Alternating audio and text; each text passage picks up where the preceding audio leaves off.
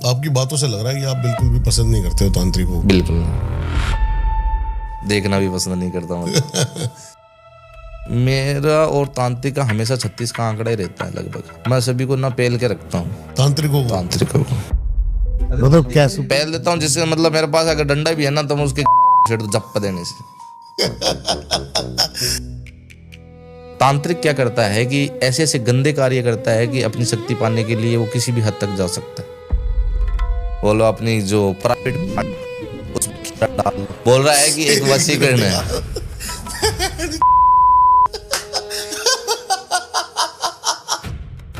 और कुछ ऐसे सुने होंगे आपने केस कि भी पीरियड का पानी पिला के किसी के ऊपर वशीकरण करवा दिया। ये हर तांत्रिक की बात है या फिर हर तांत्रिक क्यों मान लो। मैंने एक बहुत बड़ी एक्ट्रेस थी, उनके ऊपर एक इल्जाम लगा रहा था शेखर सुमन का लड़का। वो कह रहा था कि वो एक्ट्रेस मेरे ऊपर ऐसे ऐसे वशीकरण करती थी। तो he was like you wouldn't understand fashion and फिर बाद में पता चला कि उन्होंने करवाया था। पिला मत दियो, मर जाओगे आप। एक अघोरी तंत्र विद्या कर सकता है? अघोरी कर सकता है तंत्र विद्या। तांत्रिक से ज्यादा ताकतवर होता है अघोरी? हाँ, ज्यादा ताकतवर होता है। आप तांत्रिकों पे भी बहुत बड़ा क्लेम कर रहे हो। बिल्कुल कर रहा हूँ क्लेम, मुझे किसी से डर नहीं लगता। कोई किसी तांत्रिक का मारण किया है कभी? किया है, बिल्कुल किया। मैं बताता हूँ, आसाम का एक तांत्रिक है, मतलब खाली नाम का तांत्रिक है, उससे कुछ नहीं है। आज वो मर चुका है। कभी ऐसा हो ये पॉडकास्ट लाइव होने के बाद काफी तांत्रिक झुंड आपके ऊपर क्रियाएं करें तो? बैठा हूँ मैं वहां पे त्रिशूल लिए सभी में डर नहीं लगता मुझे किसी से। जैसे कि आत्मा या घोस्ट पोजीशन शरीर में किसी के आ जाता है तो रहते कहाँ है वो? वास कहाँ करते हैं शरीर में? पूरे शरीर पे ही उनका कब्जा होता है? नहीं, आत्मा जैसे कि मानो कि शरीर है अपना। हाँ। शरीर मतलब कोई भी हम एक्टिविटी करते हैं, मान लो हाथ हिलाना या उंगली हिलाना, किसी से बात करना, तो हमारा दिमाग है वो कंट्रोल करता है इन चीज़ों का। कोई भी अगर चीज़ हम सोचेंगे, दिमाग से सोचेंगे, कुछ चीज़ करनी है तो हम दिमाग से करेंगे सारी। तो शरीर में एक ब्रह्म यंग की एक जगह होती है यहाँ पे। ब्रह्म यंग बोलते हैं हमारे। ये क्या है ब्रह्म यंग? मतलब मान लो शरीर के जो मेन हिस्सा होता है, साइंटिस्ट अपनी भाषा में अलग अलग बोलते हैं, हमारी भाषा में हम ब्रह्म यंग बोलेंगे उसे। शस्त्र को बोल रहे हो क्या आप? क्राउन चक्रा? बीच का जो होता है ना एकदम मेन हिस्सा, यहाँ पे जो बचपन में जो छोटे बच्चे होते हैं, क्राउन चक्रा होता है। हाँ, क्राउन चक्रा, ब्रह्म यंग बोलते हैं। ब्रह्म यंग, ओके। उनमें जो ये शरीर की जो आत्मा है वास करती है। हमारे शरीर की या कोई भी? कोई भी। लेकिन मैंने ऐसा सुना है, वैसे हो सकता है मैं गलत हूँ क्योंकि मुझे इतना ज्ञान नहीं है इस चीज़ का, कि जो बुरी अतृप्त आत्मा होती है वो मूलाधार में नहीं, मूलाधार से वो निकलती है। ओके। आती शस्त्रार से? वो यहीं से आएगी और हमारे शरीर के जो 9 द्वार हैं, कहीं ना कहीं किसी से द्वार से वो निकलेगी। मेन जो हमारी जो शरीर की आत्मा है वो हमारे मस्तिष्क में जो ब्रह्म यंग है वहाँ पे जगह पे वो वास करती है, और शरीर के अंग जो द्वार है वो वहाँ से निकलती है। शायद ही किसी को लोग बोलते हैं कि पूरे शरीर में वास करती है, हर एक रोम में। ऐसा कुछ नहीं है। वो हमारे पूरे शरीर में वास ना करके एक मेन जगह वास करेगी, जैसे दिमाग, उसी से पूरा बॉडी है वो कंट्रोल करेगा। ये थोड़ी है कि आत्मा है पूरा जिंदा इंसान, नहीं है। एक छोटी सी जोत होती है, ज्वाला होती है, एनर्जी, ऊर्जा। सही बात है। उसी हिसाब से वो बाहर निकल जाती है, और जब मृत्यु होती है वो बाहर निकल के जिसे जहाँ जाना होता है वो उसी हिसाब से जाती है। अब कैसे पता करेंगे किस इंसान की आत्मा है वो किस द्वार से निकले? वो भी पता लग जाता है, आंखें बाहर आ जाती हैं, जबान बाहर आ जाती है, ऐसा ही ना?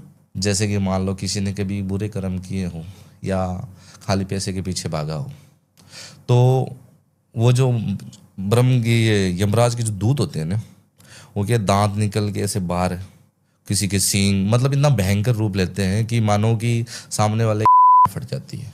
तो या तो वो मल मूत्र कर देता है, क्योंकि अगर किसी हमारे से बड़ा कोई हट्टा कट्टा होगा और वो हमें मारने आएगा तो हमारे तो पैसा भी निकलेगा।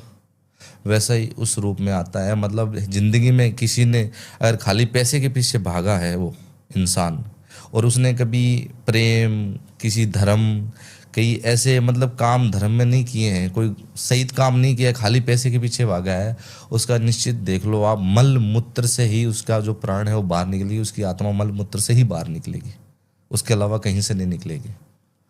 और एक चीज़ और, जो लंबे चाहना जीना, मतलब कि मुझे ज़्यादा जीना है, ज़्यादा जीने की चाह रहती है इंसान को, कि मुझे मरना नहीं है। हर चीज़ में मतलब मान लो हाइट से डर लगता है, पानी से डर लगता है, आग से डर लगता है, मतलब डर को मार के वो जीना चाहता है कि मैं जीऊँ, ज़्यादा जीऊँ। उसकी आत्मा हमेशा आंखों से निकलेगी। वो मरेगा तो उसकी आंखें बाहर आ जाती हैं, उसकी आंखें बाहर आ जाती है और आंखें खुली रहती है उसकी।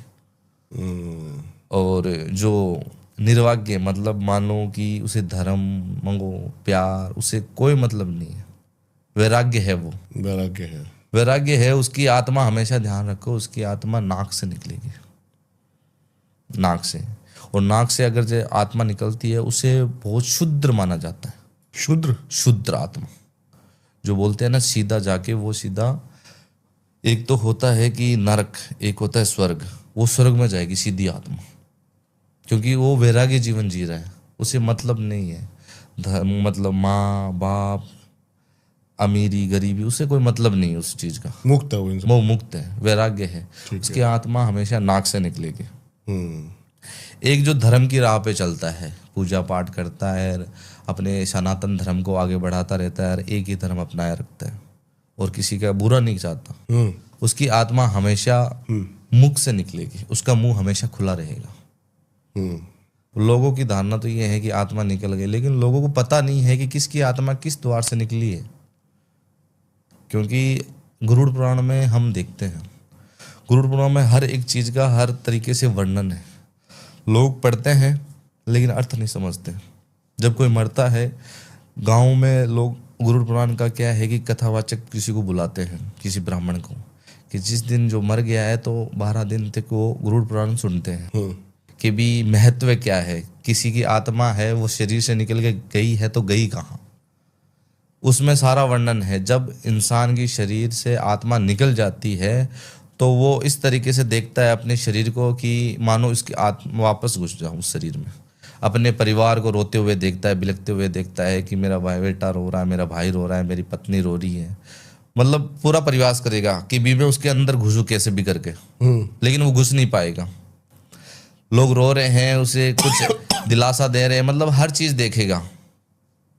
13 दिन तक वो सारी चीज देखेगा कि मेरे घर में कौन क्या है। फिर लास्ट में जाके उसका पिंडदान होने के बाद उसकी आत्मा को शांति मिलती है और यहाँ से वो वैंक उठ जाता है सीधा। वहां पे उसका होता है कि भी उसे नरक में जाना है या स्वर्ग में।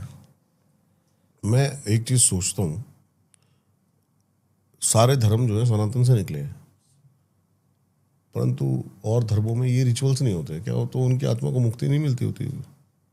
बिल्कुल नहीं मिलती। मतलब कि अलग अलग धर्मों की अलग अलग कथाएं मान लो, ये वर्णन मान लो कोई मुस्लिम है, वो मर गया है, उसकी दफनाई जाती है, तो हमेशा एक चीज़ ध्यान दो, अगर हम शमशान में जाएंगे तो हमें नेगेटिव ऊर्जा महसूस नहीं होगी कभी। देख लो, किसी इंसान को हो सकती है, ज़्यादातर इंसान को नहीं होगी। क्यों?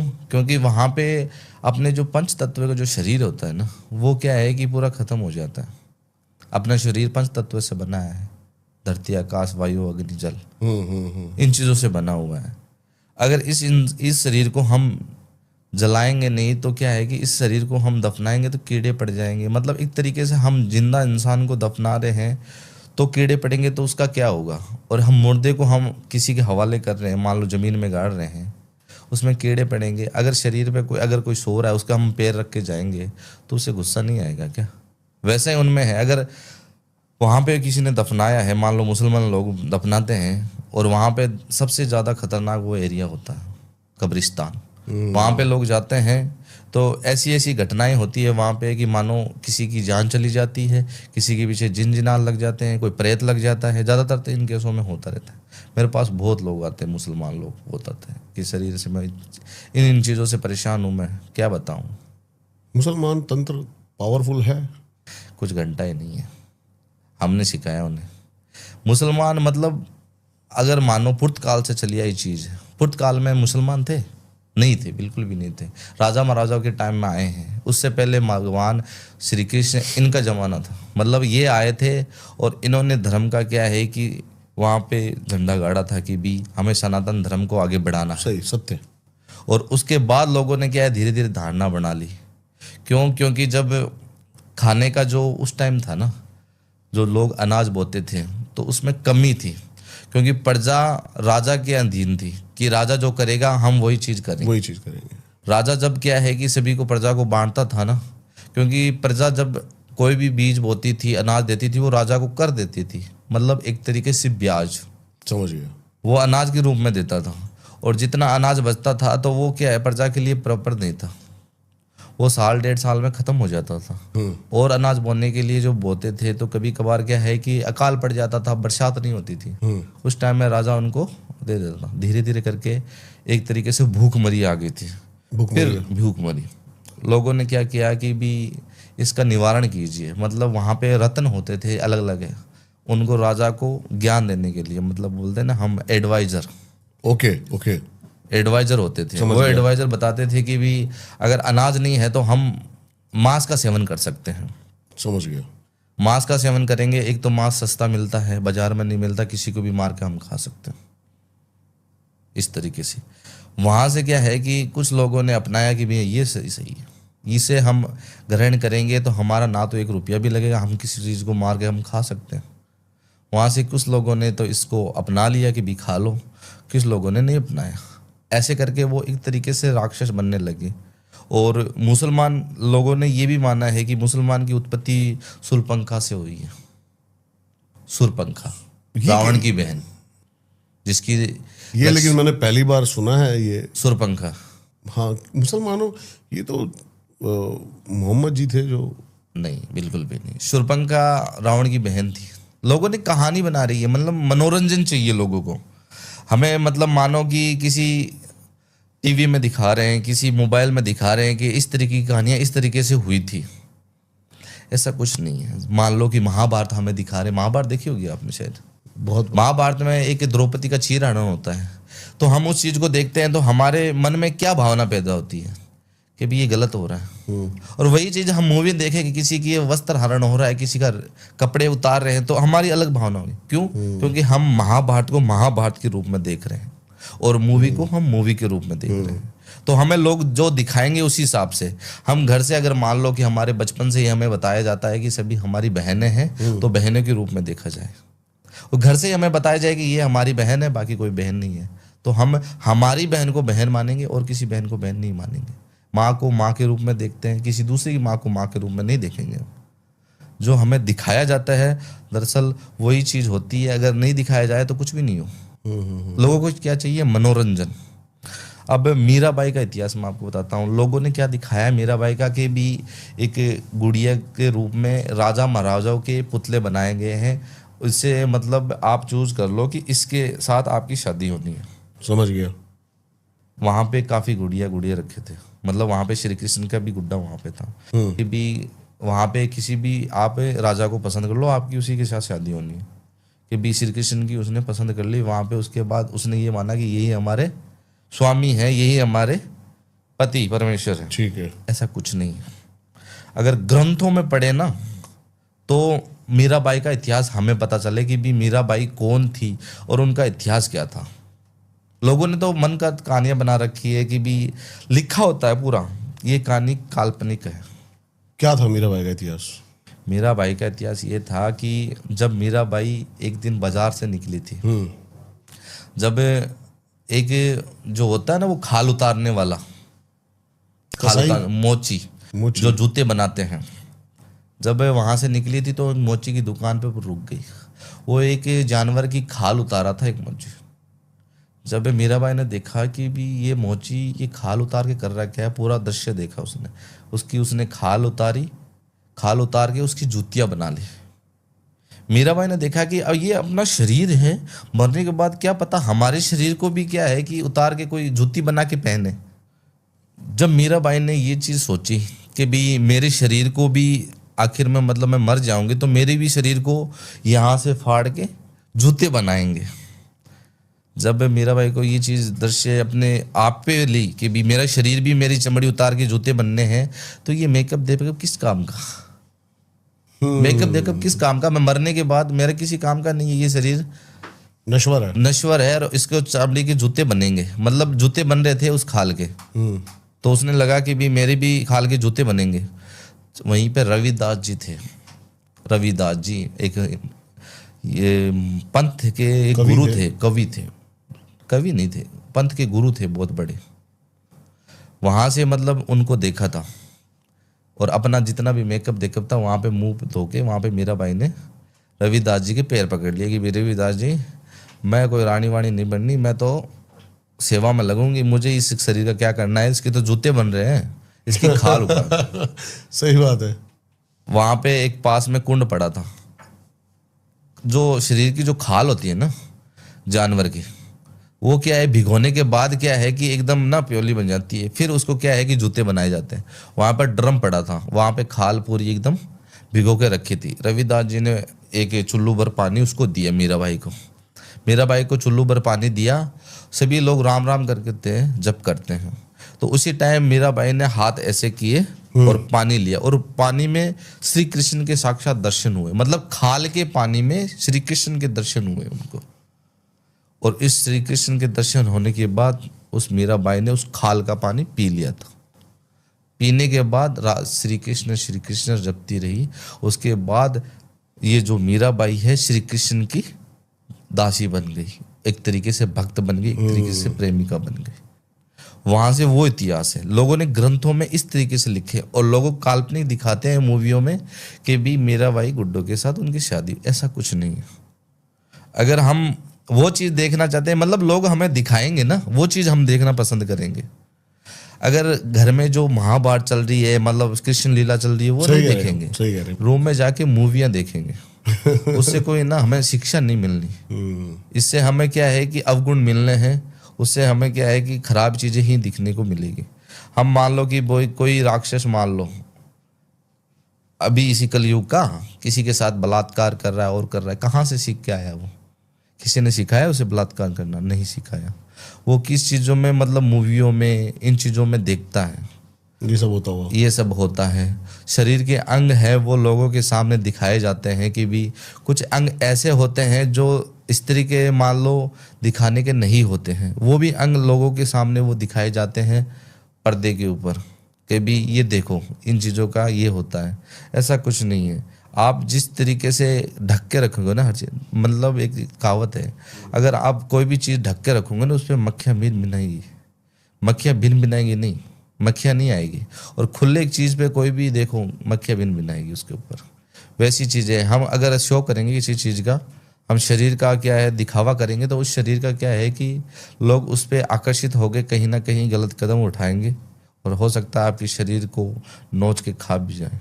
इस तरीके से लोगों ने धारणा बना रखी है। लोग ग्रंथ नहीं पढ़ते, लोग पढ़ते हैं कि आज की जो जनरेशन में क्या चीज़ चल रही है। मेन घर में जब बच्चा एकदम जन्म लेता है तो शुरू से उसे अगर सही शिक्षा दीक्षा दी झूठ जाए, सिखाया जाता है उसको, झूठ सिखाया जाता है, लालच दिया जाता है।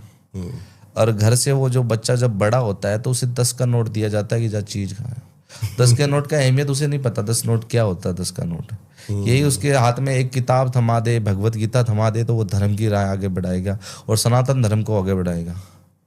ठीक है, नहीं तो अगर इस राह में पैदा हो जाएंगे तो जो आजकल के जो ना इनके चक्कर में आ जाएंगे और हमारे जैसे तांत्रिकों के भी चक्कर में आ जाएंगे।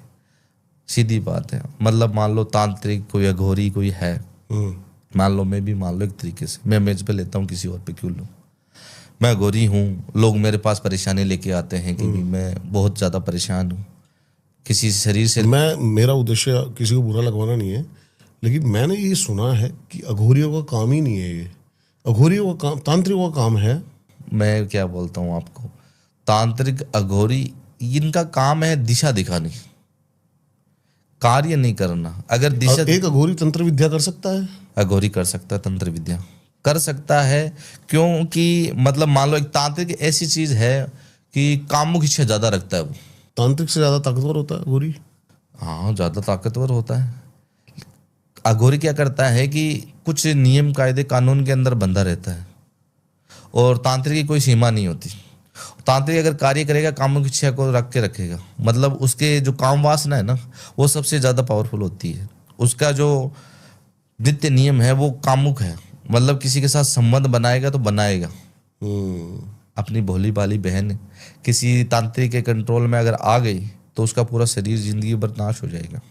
एक तरीके से एग्जांपल देता हूँ, किसी बहन का किसी के साथ रिश्ता बिगड़ गया और वो किसी तांत्रिक का सहारा ले रही है, तांत्रिक का सहारा ले रही है, कोई गलत तांत्रिक के धक्के चढ़ गई हो, शुरुआत में उसके साथ जाएगी कि भी गुरुजी मैं किसी लड़के से 8 साल से या 9 साल से प्रेम कर रही हूँ और वो मेरा ही होना चाहिए, कुछ कारणवश वो मेरे से दूर हो गया है, तो किसी भी प्रकार से आप मुझे उसे ला कर दो, मुझे श्याम दाम दंड भेद कुछ भी लगाओ, मुझे वो चाहिए तो चाहिए, आप कुछ भी कर लो, जितना पैसा लगना है उतना लगाओ, बस मुझे। तांत्रिक उसका फायदा उठाएगा?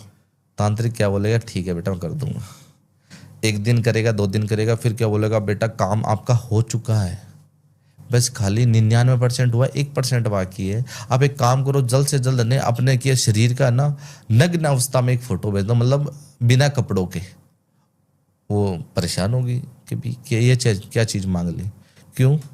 क्योंकि उसे आगे भी कुछ क्रिया करनी होती है, इस तरीके से बहाने बनाएगा वो, और उसकी इतनी प्राइवेट फोटो, मतलब बगैर कपड़ों की फोटो उससे मंगा लेता है।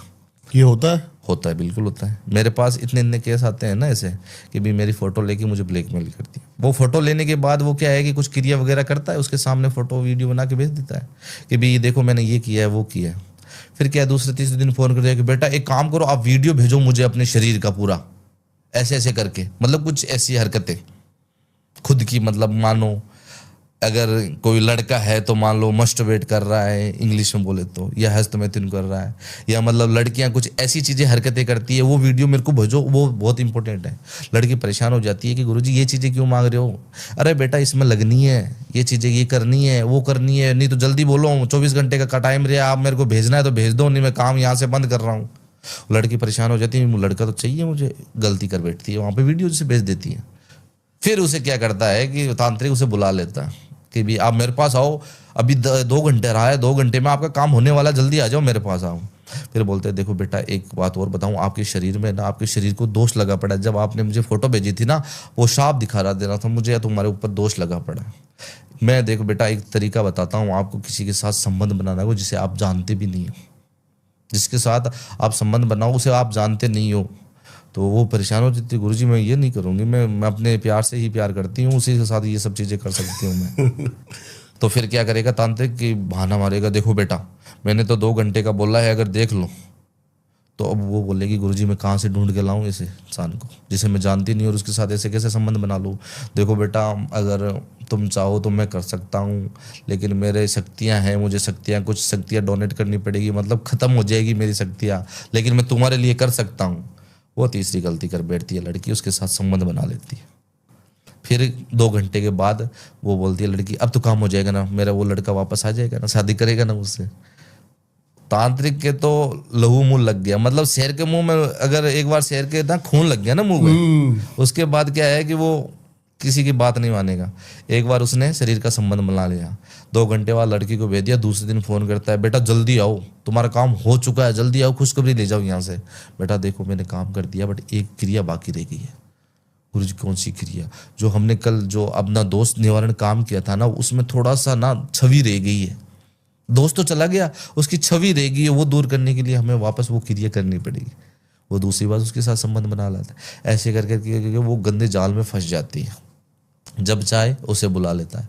फिर क्या करती है लड़की, एक दिन धाप जाती है पूरी तरीके से कि भी मुझे ये चीज़ करवानी नहीं है, काम नहीं करवाना। फिर तांत्रिक बोलता है कि तुम्हारी फोटो मेरे पास है, मैं तुम्हें ब्लैकमेल कर सकता हूँ, मतलब धमकियाँ देता है कि मैं सोशल मीडिया पे चढ़ा दूंगा, मैं तुम्हें ना बर्बाद कर दूंगा। वो लड़की पूरे माया जाल में फंस जाती है, माइंडली टॉर्चर होती है, शारीरिक रूप से टॉर्चर होती है, ऐसा कदम उठा लेती है, या तो वो फांसी पर चढ़ जाती है या उस धक्के चढ़ जाती है तांत्रिक। उन तांत्रिकों से थोड़ा सा दूर रहो बस। ये हर तांत्रिक की बात है या फिर हर तांत्रिक क्यों मान लो, मतलब एक तरीके से मैं सभी बहनों को बताना चाहता हूँ कि भी आप ये एक अघोरी हो मत करो। और आप एक तांत्रिक, आप तांत्रिकों पे भी बहुत बड़ा क्लेम कर रहे हो। बिल्कुल कर रहा हूँ क्लेम, मुझे किसी से डर नहीं लगता। क्यों? क्योंकि किसी भी स्त्री बहन जो भी है, उसकी कोई भी प्राइवेट फोटो से अगर क्रिया कर रहे हो तो मैं सीधा बोल दूं नहीं होती क्रिया, प्राइवेट चीजों से नहीं होती क्रिया, प्राइवेट फोटो से ऐसी कोई भी फोटो, ऐसी कोई भी वीडियो ना भेजें और इनसे कुछ नहीं होता। अगर कुछ चीज करने चाहते हो तो नॉर्मल फोटो से हो जाती है, अगर करने वाला सही इंसान हो तो। शरीर को क्या देखना है, शरीर से थोड़ी होता है। करने वाला इंसान ऐसे भी कर देता है, नाम से कर देता है, छू मंतर, ऐसे नहीं होता। अगर इन चीज़ों में अगर फंस जाओगे ना आप, जिंदगी लाइफ बर्बाद हो जाएगी आपकी। कितने केस आते हैं आपके पास ऐसे कि जो लड़कियां प्रताड़ित हैं ऐसे तांत्रिकों से? हजारों केस आते हैं, इतनी बहनें परेशान है, कुछ तो मर चुकी है। उनकी भाइयों ने मुझे कॉल किया है कि भी मेरी बहन इन चक्करों में फंस चुकी है और अपना ख़त्म कर चुकी है सब कुछ। जब उन्हें उनकी चैट पड़ी है, अगर ना, ये तांत्रिक वशीकरण कर सकते हैं तो ये ब्लैकमेल करने की जरूरत क्या है? ब्लैकमेल मैं मतलब बताया ना कि आपको तांत्रिक को कामों की इच्छा सबसे ज्यादा रहती है। तो वशीकरण करके कर लें। वशीकरण हर कोई कर नहीं सकता, जिनको आता ही नहीं है। मतलब बना के बैठे हैं ना, अपनी दुकान खोल के बैठे हैं। अब सभी दुकानों में क्या है, कोल्ड ड्रिंक नहीं मिलेगी। कुछ ऐसे भी इंसान है जो फ्रिज लेके बैठे हैं और उसे पूछते हैं कोल्ड ड्रिंक है? भाई कोल्ड ड्रिंक नहीं है, पानी है। इस तरीके से बना रखा है। सभी तांत्रिक वो तांत्रिक नहीं है जिन्हें हम ढूंढ रहे हैं। कुछ ऐसे भी तांत्रिक है कल ही नाम के बना के बैठे हैं, छू मंत्र कर देंगे, आ जाओ बेटा हम तुम्हारे काम। दिस नॉलेज इज किक्रिया कॉलेज। क्या पैसों की भी डिमांड करते हैं उसके बाद उस लड़की से, या फिर ऐसा कुछ? पैसे वैसे की कोई डिमांड नहीं होगी। तांत्रिक पैसे की डिमांड नहीं करे, खाली शरीर की भूख मिटाने के लिए काम करता। पैसे पूछे तो कुछ भी नहीं है तांत्रिक। ये सब बात है। मैंने आपसे जब पूछा कि तांत्रिक, तो आप कह रहे हो कि सभी ऐसे होते हैं? सभी होते हैं लगभग, कोई एक दो अलग निकल जाए तो उसकी बात ही क्या। एज भी मैटर करती है इसमें तांत्रिकों की? नहीं, एज मैटर नहीं करेगी बिल्कुल भी। यहाँ पे मान लो कि 25 साल का इंसान करोड़पति बन के बैठा है। नहीं, तांत्रिक की एज नहीं, कि अगर वो कितना। तांत्रिक की एज की कोई सीमा नहीं होती। क्यों? क्योंकि जब ज्ञान बढ़ता है ना तो मैं उस चीज से नहीं कह रहा। जैसे अगर कोई लेडीज अपना काम करवाने तांत्रिक के पास जाती है तो वो ये देखे कि तांत्रिक की एज जो है वो थोड़ा उम्र दराज होना चाहिए, या फिर नहीं, उसमें कोई फर्क ही नहीं है। वो यूज करेगा ही करेगा। कोई भी मतलब मान लो कि कोई भी तांत्रिक है जो बूढ़ा हो गया है, चाहे मतलब 80 साल का हो चाहे 120 साल का हो, वो कामों की इच्छा तो रखेगा ही। कोई भी स्त्री के साथ बुरा तो मतलब डालेगा ही नजर। कोई एक दो किस्से बताओ आप जो आपके हाल में आपने मेरे पास, मैंने बताया था ना कि एक लड़का आया था अपनी बहन का केस लेके कि भी मेरी बहन की मैंने चैट पड़ी थी, उसके फ़ोन में उन तांत्रिक के बारे में लिखा था कि तुम आओ मेरे पास, नहीं तो तुम्हारी जो सोशल मीडिया में जितनी भी फ़ोटो है मेरे पास मैं वायरल कर दूंगा। उसने मेरे पास वो सारी चैट लेके आया था कि भी देखो प्रभु जी ये सब चीज़ें मेरे साथ हुई है, मेरी बहन है वो आज ख़त्म हो चुकी है और प्रूफ भी है मेरे पास, लेकिन मैं उस तांत्रिक का क्या करूँ, क्या कर सकता हूँ। मैंने बोला भाई तुम पुलिस केस कर दो, हो सकता है वहाँ से उठ जाए वो वहाँ। तो उसने बोला कि ये तो मैं अगर कर लूँगा तो मुझे ना वो मज़ा नहीं आएगा, मैं उसे जेल में भेज दूँगा, फिर क्या होगा, वो थोड़े दिन बाद वो वापस छूट जाएगा, फांसी तो देंगे नहीं कोई, ज़्यादा से ज़्यादा 10 साल 15 साल वो जेल में बिताएगा। तो हो सकता है वो किसी और को भी मतलब अपना शिकार बना चुका है, बनाने वाला है। तो मैं ये चाहता हूँ कि उसका मैं कहीं ना कहीं अहित करूँ, सर्वनाश करूँ कि भी मेरी बहन इसके धक्के चढ़ी है, इसके साथ क्या है कि मेरी बहन ने गलत किया है, तो किसी मेरी माँ बहन के साथ गलत ना हो। क्या किया फिर आपने? मेरा और तांत्रिक का हमेशा 36 का आंकड़ा ही रहता है लगभग। मैं सभी को ना पेल के रखता हूँ, तांत्रिकों को। मुझे जहाँ पे दिख जाए ना मैं तो भाई उसे पेल देता हूँ वहीं पे। अगर मुझे दिख जाए ना पेल देता हूँ, जिससे मतलब मेरे पास अगर डंडा भी है ना तो मैं उस जप्पा देने से क्यों? क्योंकि मैं ना उनका ना मेरे को ना रवैया अच्छा नहीं लगता बिल्कुल भी। बोलते हैं कि तांत्रिक मलमूत्र खा जाता है, गू खा दूं? तुम्हारी जिंदगी ही गू में पूरी है, क्या मतलब है ये तांत्रिक मलमूत्र का सेवन करता है? ये सब चूतिया बनाने के काम है। और तांत्रिक ने दुकान खोल के रखी है कि भी मैं ये कर दूंगा वो कर दूंगा, उसी बहन की जिंदगी है पूरी बर्बाद कर दी। तो मैं तो वेट कर रहा था कि कोई ऐसा केस मेरे पास आए। आप सिर्फ हाथापाई से ही उन पे काबू पा पाते? नहीं, मेरे पास शाम दाम दंड भेद सब कुछ है।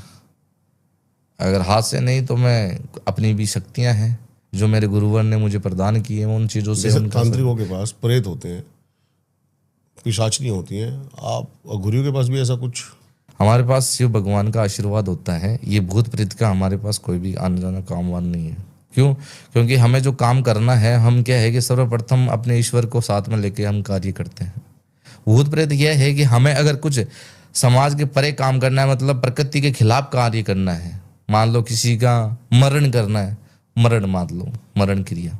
अब मान लो अब आप सोचते होंगे मरण क्रिया किसी पे कर रहे हैं तो आप भी गलत हो। मरण क्रिया किस हद तक कम करते हैं लास्ट में, मतलब किसी बहन का किसी ने शोषण कर लिया है। कोई किसी तांत्रिक का मारण किया है कभी? मारण तांत्रिक का किया है, बिल्कुल किया है।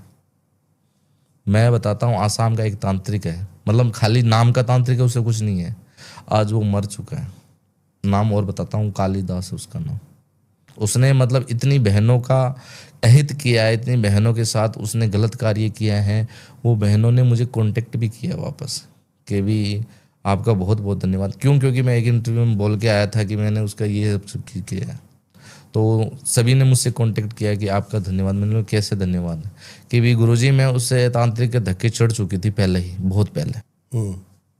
आपने उसका सर्वनाश करके हमें को मतलब एक तरीके से न्याय दिलाया है, किसी और माँ बहन का वो अहित ना करे। उस तरीके से मैंने उसको सर्वनाश करके मरण क्रिया करवा दी। मरण क्रिया मैं हर किसी के ऊपर नहीं करता। मान लो किसी के साथ किसी बहन ने मतलब बहन के साथ शोषण किया है किसी ने, मान लो कि बाहर में विदेश में, मान लो चाहे इंडिया में, मान लो कोई 8 साल से 10 साल से किसी बहन का शोषण कर रहा है प्रेम जाल में फंसा के, फिर वो बहन क्या करेगी? या तो अपने आप को वो नुकसान बन जाएगी, या फिर क्या है अपने परिवार को पूरा बर्बाद करके रख देगी। कि भी समाज में सभी को पता चल चुका है कि ये इसके साथ 8 साल से 9 साल से है और इसके साथ सब कुछ कर चुका है, और फिर वो दूसरी शादी कर रहा है। इन जैसे लोगों को क्या है कि या तो जिंदा जला देना चाहिए मेरे हिसाब से। किसी स्त्री के साथ हम शरीर का संबंध बनाते हैं तो इसलिए मान लो कि वो अपना तन मन धन आपको दे रही है, तो हमें भी पूरी भागीदारी निभानी चाहिए ना। कि भी अगर वो हमारे लिए इतना कुछ कर रही है तो हमें भी बड़ा कदम उठाना चाहिए।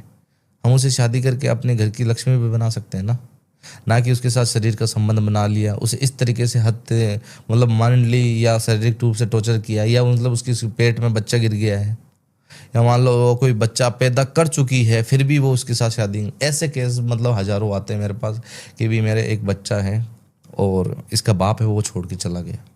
हमने शादी नहीं की थी, शरीर का संबंध बनाया था, आर्य समाज में हमने शादी कर ली। आर्य समाज में शादी करने के बाद हम रिश्ते में रहे और फिर वो मुझे छोड़ के चला गया। तो कभी किसी तांत्रिक ने भी आपके ऊपर मारण करने की कोशिश करी? उसकी हिम्मत ही नहीं पड़ती। क्यों? क्योंकि तांत्रिकों की जो सीमा है वो क्या है कि हमारी सीमाओं से बहुत अलग है। मतलब एक तरीके से एक भारत और पाकिस्तान का बॉर्डर है ना, पाकिस्तान वाले हमारे में इंटर नहीं करते, हम उनमें इंटर नहीं करते। कर जाते हैं कभी कभी इंटर करते हैं तो दोनों तरफ मौतें ही मौत, या तो हमारी मौत या उनकी मौत। उस तरीके से हमारा एक बॉर्डर बना हुआ है। हम उनके कोई पंगे में टांग नहीं अड़ाते और वो हमारे पंगे में कोई टांग नहीं अड़ाता। अगर कल को मतलब हमें अगर लीक पॉइंट मिल गया कि कोई तांत्रिक हमारे आगे आ रहा है और गलत कार्य करे होता हुआ पकड़ा गया, तो हम तो उनका सर्वनाश करते ही करते हैं, फिर चाहे जो मर्जी हो। हमारा 36 का आंकड़ा नहीं रहता। कभी कभी हालात ऐसे पैदा हो जाते हैं क्योंकि वो शरीर का संबंध बनाने के लिए इस हद तक चला जाता है कि वो सारी सीमा पार कर लेता है। और हम कोई भी औरत है, माँ बहन है, तो हम उसे उसी माँ बहन के रूप में ही देखते हैं। और वो उन लोगों को इन चीज़ों से कोई मतलब नहीं है।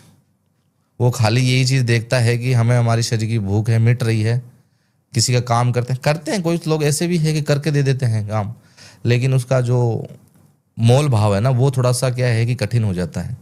कि किसी बहन ने किसी इंसान के लिए कोई वशीकरण करवाया है, या मतलब प्रेम में कोई छोड़ के चला गया तो उसे मिला देते हैं। तांत्रिक कोई शक्तियों तो उनके अपरंपार है, हमारे तरह ही है, क्योंकि उन्होंने अपनी सिद्धियां प्राप्त कर ली हैं, तो वो मिला भी देते हैं। फिर क्या है कि अपनी भूख मिटाने के लिए कुछ ना कुछ तो मांग करेंगे ना। कुछ पैसे से मांग कर लेते हैं कि भी पैसे दे दो, कुछ शरीर की मांग कर लेते हैं शरीर की भूख मिटाने के लिए। ऐसे तांत्रिकों का अलग अलग रवैया होता है, कुछ बुरे हैं, कुछ अच्छे हैं। आपकी बातों से लग रहा है कि आप बिल्कुल भी पसंद नहीं करते हो तांत्रिकों को। बिल्कुल नहीं, देखना भी पसंद नहीं करता हूँ तांत्रिक को। मुझे नाम ही पसंद नहीं है तांत्रिक। तांत्रिक का मतलब तंत्र से जुड़ा हुआ है। तंत्र एक अच्छी चीज़ है, लोगों ने क्या है धारणा गलत बना रखी है, अपनाते लोग अलग हैं। जिस पाठशाला में आप जाओगे ना उसी हिसाब का आपको ज्ञान मिलेगा। आप इंग्लिश मीडियम में जाओगे तो आपको इंग्लिश का ज्ञान मिलेगा, हिंदी में जाओगे तो हिंदी का, संस्कृत में जाओगे तो संस्कृत का। अघोरी अपनी जो शरीर का जो पूरा त्याग करके एक वैराग्य जीवन जीता है और प्रभु की सेवा करता रहे। तांत्रिक क्या करता है कि ऐसे ऐसे गंदे कार्य करता है कि अपनी शक्ति पाने के लिए वो किसी भी हद तक जा सकता है। इस तरीके से धारणा अलग है और ज्ञान अलग है। जिस तरीके से आप ज्ञान पाओगे उसी हिसाब से आप कार्य करोगे। बस ज्ञान बगैर कुछ भी नहीं है। अगर आप सही ज्ञान पा रहे हो तो आप सही इंसान बनोगे, गलत अगर पा रहे हो तो गलत इंसान बनोगे। क्योंकि जब इन चीज़ों का हम सामना करना पड़ता है ना कि भी अघोरी या तांत्रिक कोई बनता है ना, तो अपना परिवार वो छोड़ देता है, अपने परिवार से कोई नाता ही नहीं रखता। तो इस तरीके से बन जाता है कि लेकिन तांत्रिक तो ग्रस्त होते हैं। कुछ तांत्रिक ग्रस्त, मैंने क्या बताया, मैंने होते हैं, उन्होंने दुकान खोल रखी है अपनी। आप समझने की कोशिश नहीं कर रहे। वो क्या है कि घर से वो बोलता ना, घर की मुर्गी दाल बराबर, नई डिश चाहिए उनको। और डिश पाने के लिए वो एक दुकान खोलते हैं और किसी माँ बहन को अपने झांसे में फंसाते हैं और उसका शोषण करते हैं और अपना भूख है वो मिटा लेते हैं। कभी ऐसा हो ये पॉडकास्ट लाइव होने के बाद काफी तांत्रिक झुंड आपके ऊपर क्रियाएं करें तो अकेले के ऊपर? बैठा हूँ मैं वहाँ पे त्रिशूल लिए, सभी गांड में घुसा दूंगा मैं। डर नहीं लगता मुझे किसी से, डर लगा ही नहीं। किस चीज़ का डर? अगर करना चाहे तो सामने आके करे मेरे। अगर यही दावा करे कि भी मैं दावा करता हूँ कि कोई तांत्रिक है, किसी चीज़ का, किसी का कल्याण कर रहा है, किसी का मतलब अच्छा बुरा सोच रहा है, किसी बहन को किसी प्यार से मिला रहा है, किसी परिवार को जुड़ा रहा है किसी से, किसी माँ बहन कोई माँ है अपने बेटे से दूर होगी उसे मिला रहा है, तो अच्छे कार्य करो। प्रणाम करूँगा, पैरों में रगड़ के नाक उसको प्रणाम करूँगा, उसके पैरों में मैं नाक रगड़ूंगा, सब कुछ करूँगा। लेकिन गलत कार्य करोगे तो मैं फिर बख्शूंगा, बर्दाश्त नहीं है। सनातन धर्म को बदनाम करके रखा है कुछ लोगों ने इस तरीके से। गलत है काफी। गलत है। सनातन को बढ़ावा दो। सनातन खाली यही थोड़ी है कि अघोरी तांत्रिक वशीकरण फलाना ढिंगाना इन चीजों में फंसे रहेंगे। आगे बढ़ो। बिल्कुल सही कह रहे हैं हम। और मतलब क्या, तो लोग बैठे हैं कि तांत्रिक का सहारा लेंगे, किसी को बुखार हो गया तो तांत्रिक के पास जाओ। अरे तेरे को बेटे को बुखार है तो डॉक्टर के पास जा। सही बात है। हमारे पास इलाज क्या है? सही बात है। वो बोलते हैं कि गाँवों में लोग बोलते हैं कि झाड़ा फूंक दो, सी के बुखार लग गया है। झाड़ा से क्या होगा? कुछ भी नहीं होगा। आप डॉक्टर को दिखाओ अच्छे से।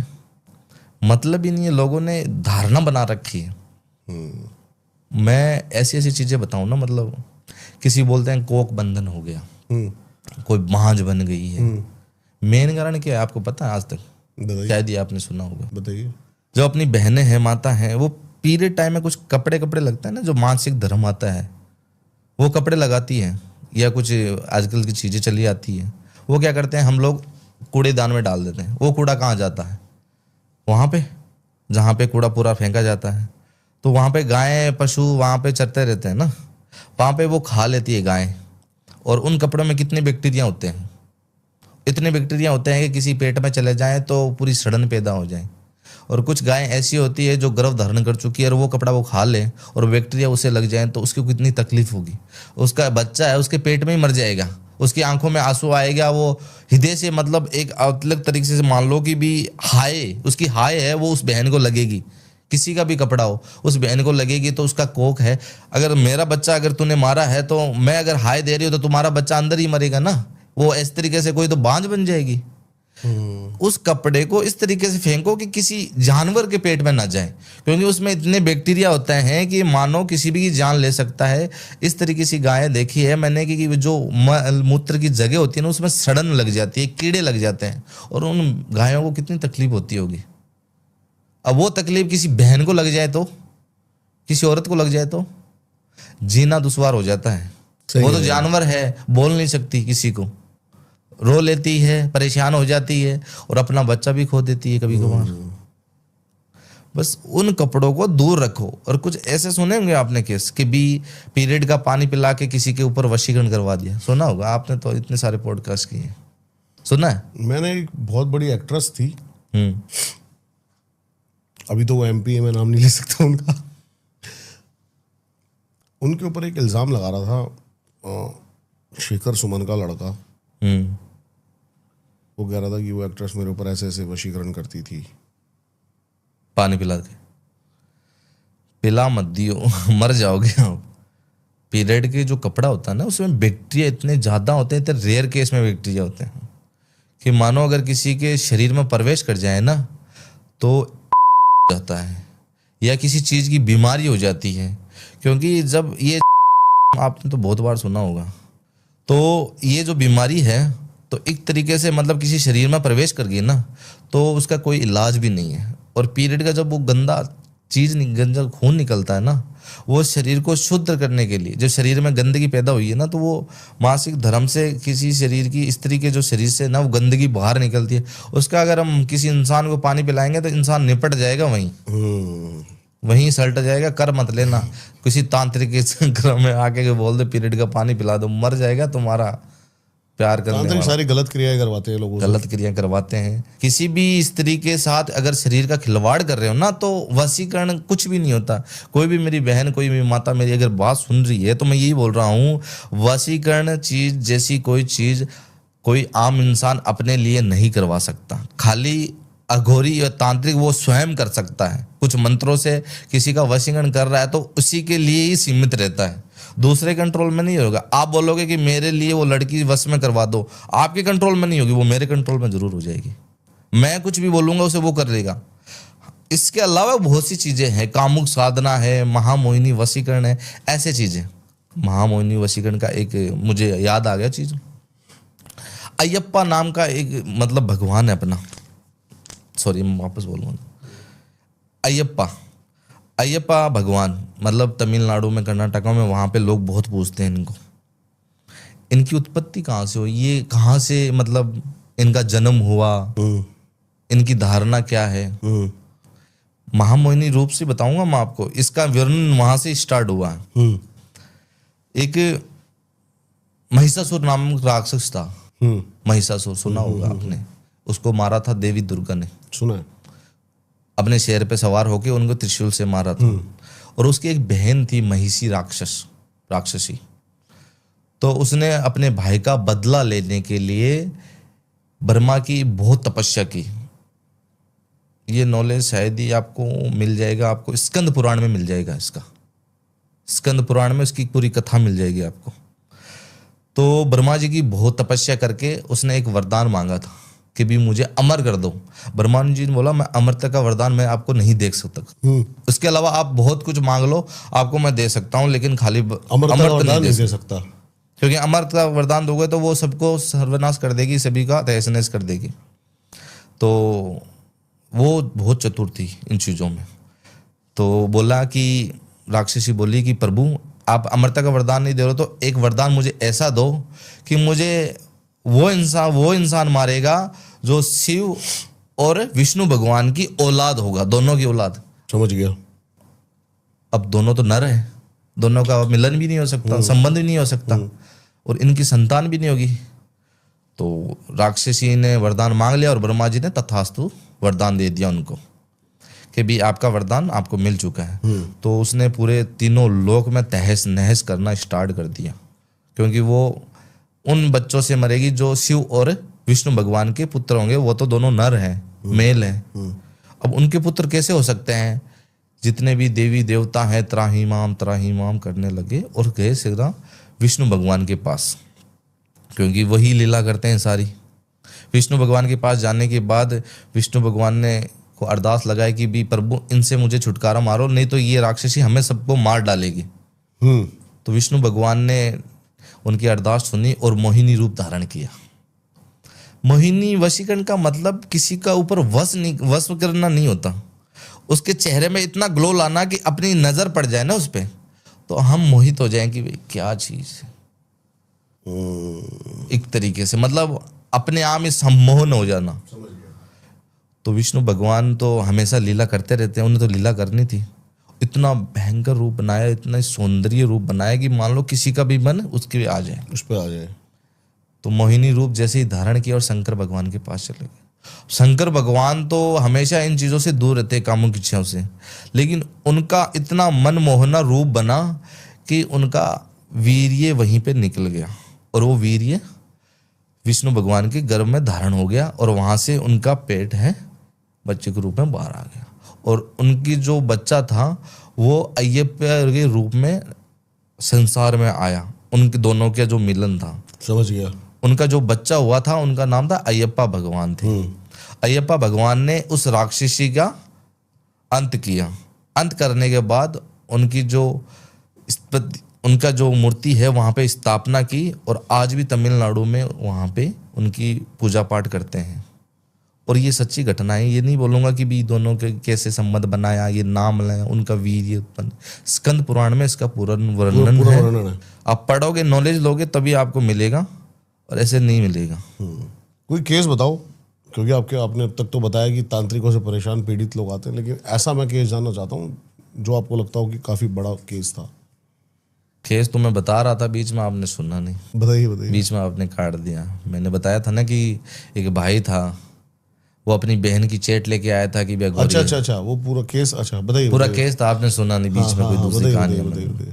वो केस इस तरीके से था कि वो भाई मेरे पास आया कि भी मेरी बहन के साथ इसने गलत कार्य किया है। तांत्रिक ने नाम लेना जरूरी है आप जिनके कोई दिक्कत नहीं है, नाम ले लेता हूँ मैं।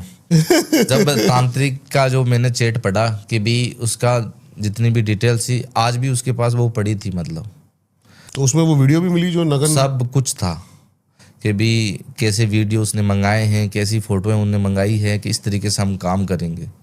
जब मेरे को इस चीज़ का पता चला तो मुझे बहुत बुरा लगा कि भी उसके साथ गलत हुआ, और वो अपना शरीर है वो त्याग चुकी थी, वो मर चुकी थी, फांसी लगा के मर गई थी, क्योंकि वो शारीरिक रूप से और मानसिक रूप से दोनों तरीके से टॉर्चर हो चुकी थी। और समाज का भी डर था एक तरीके से कि भी समाज को इन चीज़ों का पता चलेगा तो मेरे घर परिवार का है वो किस तरीके से लोग क्या है कि मजाक उड़ाएंगे। जब मेरे को ये सब चीज़ें दिखी तो मुझे गुस्सा आया। मैंने बोला ठीक है, आप तांत्रिक का नंबर मुझे दे दो। और मैंने उससे बात की तांत्रिक से। तांत्रिक ने यहाँ का बताया, यहाँ क्या था, ये यूपी साइड का ही था, मतलब घर पे ही सारा सिस्टम बना रखा था उसने, और शादीशुदा था वो, बच्चे भी थे उसके। तो मैंने उससे बात की कि भी तांत्रिक जी मुझे आपसे पर्सनली मिलना है। तांत्रिक जी, तो मेरा आदत है, मैं ना सीधा ना वो कर देता हूँ, चुमटी काटना बहुत मजा आता है। तांत्रिक जी मुझे आपसे मिलना है, और मैं बहुत ज़्यादा परेशान हूँ। मेरी एक गर्लफ्रेंड है, वो मुझसे दूर हो चुकी है, और मैं उससे ना बहुत प्रेम करता हूँ, किसी भी हद तक जाना स्टार्ट कर सकता हूँ कि आप जो बोलोगे मैं आपको पैसे दे दूंगा। मतलब झांसे में आ गया, और मैंने ऐसे वैसे फोटो उठा के उसे भेज दी, बोला आप आ जाओ मिलने, एड्रेस दे दिया मुझे। मैं उसी दिन निकल पड़ा, और जब जाके मैंने देखा कोठी वोठी बना रखी उतनी उसने अपने एक रूम में पूरा सिस्टम बना रखा था, मठ बना रखा था। और आते ही मुझे इसे भभूत लगाने लग गया। सिंपल कपड़े में गया था मैं, ऐसे कैसे मैं मतलब सभी को दिखाता फिरूंगी, लपेटे में ऐसे नहीं लूँगा मैं। उसके भाई को साथ में लेके गया था मैं कि भी करो इलाज, सिस्टम क्या है। मुझे वो देख के बोला ये आपकी फ़ोटो तो नहीं है। मैंने बोला वो आया नहीं है, मैं उसका बड़ा भाई हूँ, वो आया नहीं है।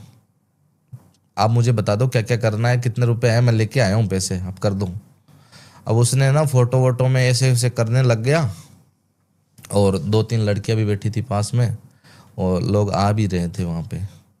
मैं कुछ देर तक देखने लग गया कि भी करने दो इनको।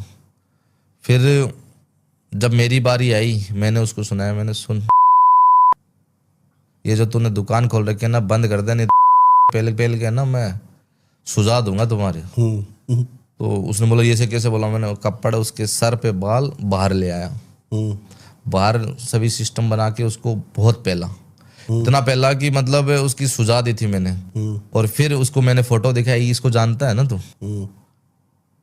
वो फोटो देख के ही वहीं पे हक्का बक्का हो गया। फिर उसका भाई का जो वो संयम था वो टूट गया, और उसने उसे धूप पहला, बहुत सारा पहला, इतना मारा कि मतलब अधमरा कर दिया उसको। और फिर उस तांत्रिक ने सभी के सामने माफ़ी मांगी कि मैं ये सब चीज़ें नहीं करता, मैं तो ढोंग करता हूँ, और मैंने बहुत लोगों का मतलब फ़ायदा उठाया है।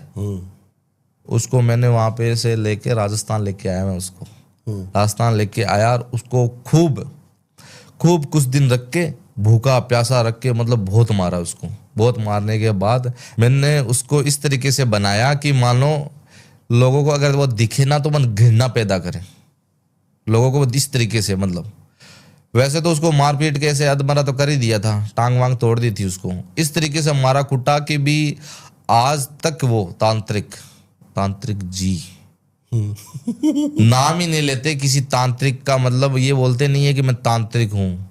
आज भी वो घर पे पड़ा, कोई मांगे ना एड्रेस मैं दे देता हूँ, सीधा जाके पूछ लेना उससे कि भी उस दिन जब कुलदीप अघोरी आया था तो तुम्हारे साथ क्या क्या घटनाएं घटी। और कुछ बहनों के भी मेरे पास फ़ोन आए कि भी अघोरी जी आपकी वजह से मेरी ज़िंदगी बर्बाद होने से बच गई।